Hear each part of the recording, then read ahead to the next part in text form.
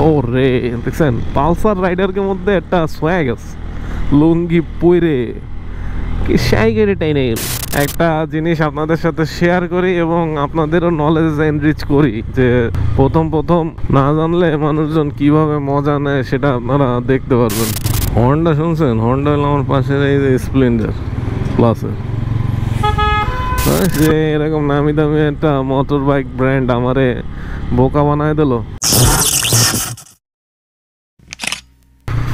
বাঁশবাগানের মাথার উপর চাঁদ উঠেছে, ওই লাইফে শুধু বাসটাই খেলাম, 4টা গেল কই।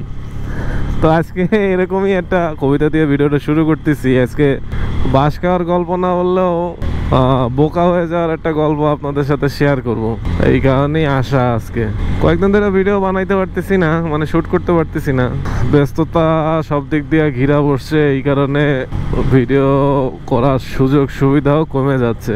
তাই আজকে ভাবলাম রিয়েল লাইফের একটা বাইকিং সেক্টরে বোকা হয়ে যাওয়ার একটা জিনিস আপনাদের সাথে শেয়ার করি এবং আপনাদেরও নলেজ এনরিচ করি যে প্রথম প্রথম না জানলে মানুষজন কিভাবে মজা নেয় সেটা আপনারা দেখতে পারবেন। তো আমি এজ এ নতুন মোটো ব্লগার হিসেবে নতুন নতুন জিনিস সম্পর্কে আইডিয়া নিতেছি, নতুন নতুন জিনিস আপনাদের সাথে শেয়ার করতেছি। তো এতে আমি চেষ্টা করতেছি আমার তরফ থেকে আপনাদের নলেজ এনরিচ হওয়ার জন্য যতটুকু করা যায় আর কি ততটুকুই করার চেষ্টা করতেছি। সেক্ষেত্রে আমারও নলেজের খুবই স্বল্পতা, বাট এই স্বল্পতারে কাজে লাগায় একটা নামি দামি বাইক ব্র্যান্ড আমারে সচরাচর ভাবে বোকা বানায় ফেলাইছে, তাও এমন ভাবে তাদের নাম ডাক বানায় একদম একাকার করছে। কাহিনীটা কি আপনাদেরকে একটা খোলা বলি।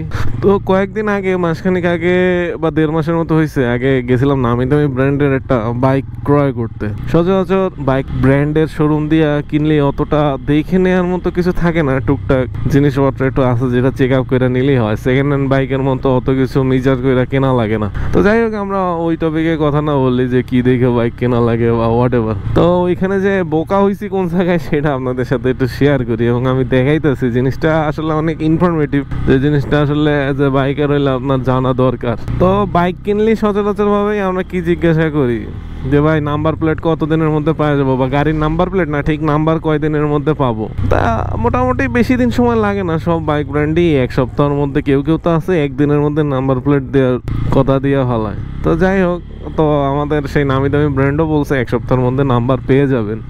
তো তখন তারা তো দেখতেছিল যে আমি মোটো ব্লগার হিসেবে টুকটাক কথা বলতেছিল, ক্যামেরা দেখলে সবাই যা করে আর কি। গাড়ি কেনার শেষ পর্যায়ে যখন নাম্বার নিয়ে কথা হলো, তখন হঠাৎ কোন প্রসঙ্গে আমি বলছি যে আমার আসলে এখনো নাম্বার প্লেট হয় নাই, জাস্ট নাম্বারটা পাইছি। তখন তারা বললো যে ভাই আপনার নাম্বারটা বলেন দেখি, আপনার নাম্বার প্লেটের কি অবস্থা। তো সচরাচর ভাবে এজ এ নতুন মোটো ব্লগার হিসেবে বা বাইক ইউজার হিসেবে আমার তো একটু এনথুজিয়াস্টিক লেগে গেছে যে কি ব্যাপার, তারা কেমনে বলতে পারবে যে আমার নাম্বার প্লেটের কি অবস্থা।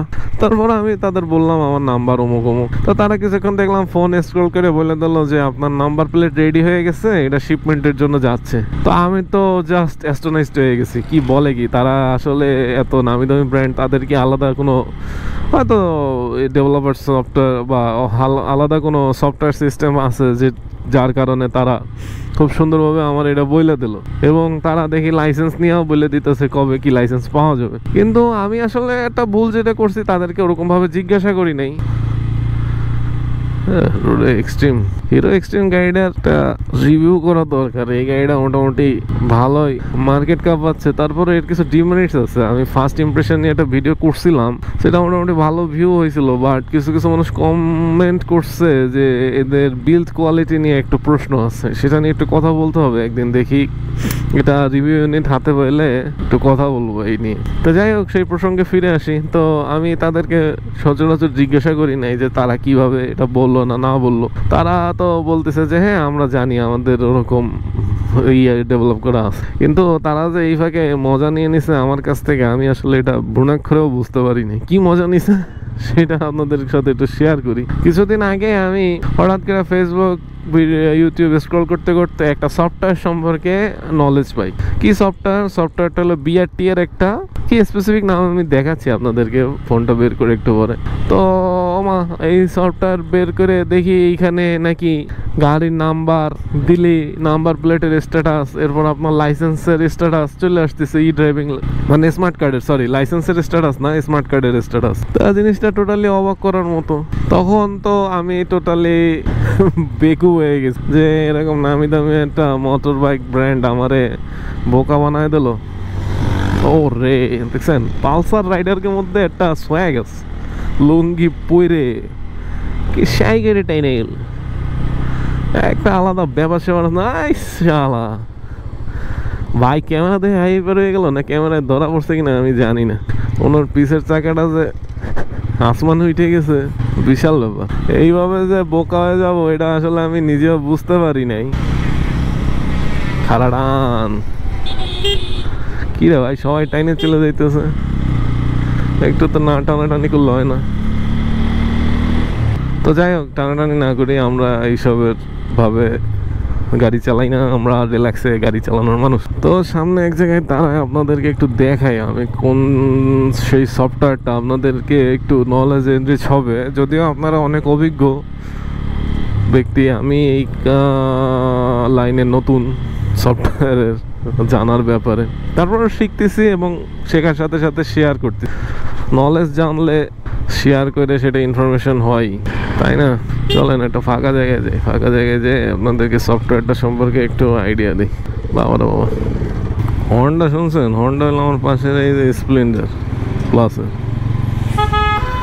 সালা, ওরে বাবা, কেমনে দেখে এরা দুইজন?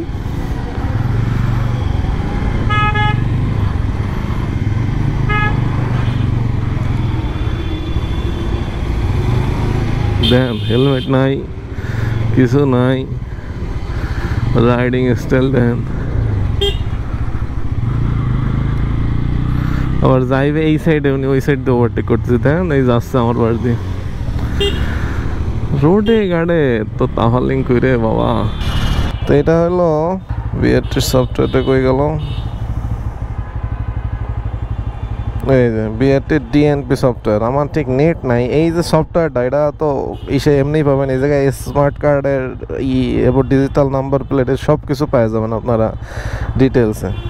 দেখতে কিছুটা এরকম বিআরটি ডিএনপির সফটওয়্যার। তো এই সফটওয়্যারটা দিয়ে আমি পরে চেক করলাম এবং ওনারা যেটা বলছে একদম স্ট্যাটাস ঠিক হুবহু সেমভাবে মিলে গেছে আমার, যে আমার নাম্বার প্লেট রেডি হয়েছে, শিপমেন্টের জন্য আছে। তো এই ছিল অবস্থা, একটা বোকা হয়ে যাওয়ার কাহিনী। পরবর্তীতে অন্য কোনো কাহিনী শেয়ার করবো না আপনাদের সাথে, বাইক সম্পর্কে আরও নলেজ এনরিচ হলে অন্যান্য নলেজ শেয়ার করবো আপনাদের সাথে। ঠিক আছে, তাহলে আজকের মতো বিদায় নিচ্ছি। That's it for today. Thanks for watching. Stay tuned with Talking Biker. Tata.